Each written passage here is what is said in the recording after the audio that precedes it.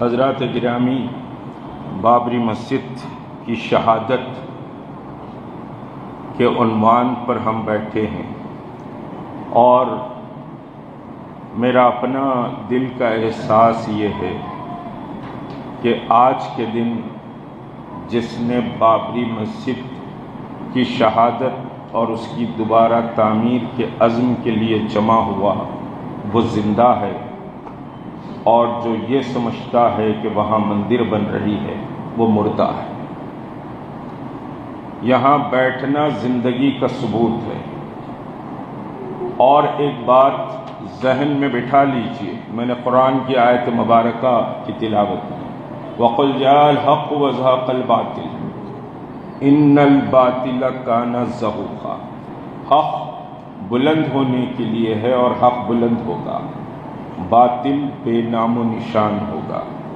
اگر آپ کا یہ ایمان ہے کہ بابری مسجد حق ہے تو خدا کی قسم تم سونے کی مورتیاں لگا کر بٹھا لو، لیکن وہاں اذان ضرور بلند ہو،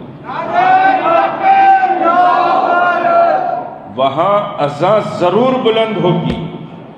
اور یہ ایک مومن کا ایمان ہونا چاہیے، اور اسی کو ایمان کہتے ہیں۔ ایمان ہواؤں کے رخ پر نہیں بدلا جا سکتا۔ ایمان تو قرآن اور محمد رسول اللہ صلی اللہ علیہ وسلم کی تعلیمات کے درمیان رکھا جاتا ہے۔ اور مشتاق ملک سے اگر آپ پاک کہیں تو میں یہ نہیں کہوں گا کہ آنے والی نسلیں تعمیر کریں گی، میں یہ کہوں گا کہ میرا مولا کن فیکون ہے، وہ چاہے گا تو جب چاہے گا مسجد کو تعمیر کروا دے۔ یہ یقین کے ساتھ زندگی گزاری ہے، اس ایمان کے ساتھ زندگی گزاری ہے۔ بعض لوگ کہتے ہیں کہ مسجد گر گئی، 31 سال 32 سال ہو گئے، ہر سال مسجد کی یاد منا رہے ہیں۔ شکست خوردہ قوم بنانا چاہتی۔ یاد رکھیے، محمد رسول اللہ صلی اللہ علیہ وسلم کے غلام، قرآن کے ماننے والے کبھی شکست خوردہ اپنے آپ کو نہیں سمجھتے۔ یہ شکست کھا ہی نہیں سکتے، یہ تو غالب آنے کے لیے پیدا کیے گئے۔ قرآن کے ماننے والے مغلوب نہیں ہو سکتے، آخری سانس تک لڑائی لڑتے ہیں۔ لیکن آج کچھ لوگ کہتے ہیں مندر بن گئی، دھوم دھڑاکے سے اب تماشے ہوں گے پورے، سمجھیے کہ اب تھوڑے دن کے بعد پورا نیشنل میڈیا تماشے کرے گا، مختلف اسٹوریاں بتائے گا۔ اس سے مایوس ہونے کی ضرورت نہیں ہے، کیونکہ ہم اس رب کائنات کو مانتے ہیں جو ان ساری طاقتوں سے بلند و بالا ہے۔ اس رب کو ہم مانتے ہیں، اس اللہ کو ہم مانتے ہیں۔ ان کی طاقتیں اور ان کی قوتیں، ان کا کفر اور ان کا غرور اور تکبر اللہ کے سامنے کوئی حیثیت نہیں رکھتا۔ تو اس اللہ کی رسی کو مضبوطی سے پکڑیے اور اس یقین کو زندہ کیجئے کہ ہم حق پر ہیں، ہم حق پر ہیں۔ جب آپ اس یقین کو اپنے دل میں پیدا کریں گے تو تعداد کوئی معنی نہیں رکھتی، تعداد کبھی بھی کوئی معنی نہیں رکھتی۔ یاد رکھیے، حق اور صداقت پر جم جانا معنی رکھتا ہے، ٹھہر جانا معنی رکھتا ہے۔ دنیا کی ہوا کس طرف چل رہی ہے آپ اس کو مت دیکھیے، آپ اپنے قلب پر ہاتھ رکھ کر ایمان کا جائزہ لے لیجئے کہ آپ حق پر ہیں کہ نہیں ہیں۔ آپ حق کا ساتھ دیں گے یا ہوا جس طرف چل رہی ہے اس کا ساتھ دیں گے؟ اگر آپ کا دل گواہی دے کہ میں مضبوطی سے ٹھہر جاؤں گا، دنیا کی تاریخ ابھی برسوں پرانی یا صدیوں پرانی بات نہیں ہے، افغانستان کی بات لے لیجیے۔ حق کے لیے آپ تنہا ہوں گے، لیکن روز محشر محمد رسول اللہ کے سامنے آپ کہہ سکیں گے کہ یا رسول اللہ ہم اکیلے تھے لیکن حق کے لیے کھڑے رہے۔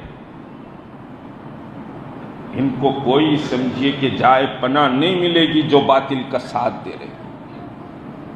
ہوا کے رخ پر چلنا چھوڑ دیجیے، چمک اور دمک کو دیکھ کر زندگی گزارنا بھی چھوڑ دیجیے. بہت سے لوگ آج اپنے آپ کو شکست خوردہ سمجھتے ہیں بابری مسجد کی عنوان پر کہ بھائی اب تو مندر بن گیا، اب کیا ہوگا. خدا کی قدرت سے تم انکار کر رہے ہو، خدا کی قوت اور طاقت کا انکار کر رہے ہو. مندر بن رہا ہے تو بنا لینے دیجیے، آپ کو غمزدہ ہونے کی ضرورت نہیں. آپ کے عزم اور حوصلے کو مارنے کی بھی ضرورت نہیں، اس کو زندہ کیجیے، اس کو پوری طاقت کے ساتھ زندہ کیجیے. آج فلسطین کا مسئلہ چل رہا ہے. بعض احمق کہتے ہیں نا ہماری صفوں میں، ارے کیا ضرورت تھی بھائی، جا کے دیکھو 15,000 مر گئے. میں بولا 50,000 مر جانے دیجیے.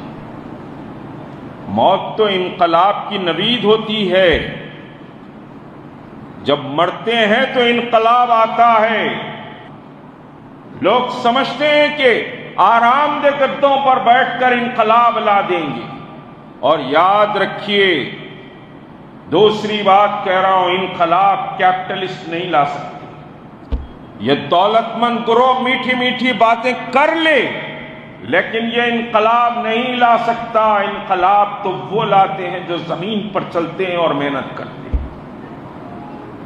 آپ دولت مندوں کی طرف دیکھ کے کہتے ہیں کیا بات کر رہا ہے. یہ انقلاب برپا نہیں کریں گے، کبھی بھی جا کر کسی بھی آستانے پر جھک جائیں. کتنے ساتھ کھڑے ہوئے ہیں، یہ دیکھیے کہ حق والے کتنے ہیں. میں بار بار اس پر زور دے رہا ہوں کہ حق والے کتنے ہیں.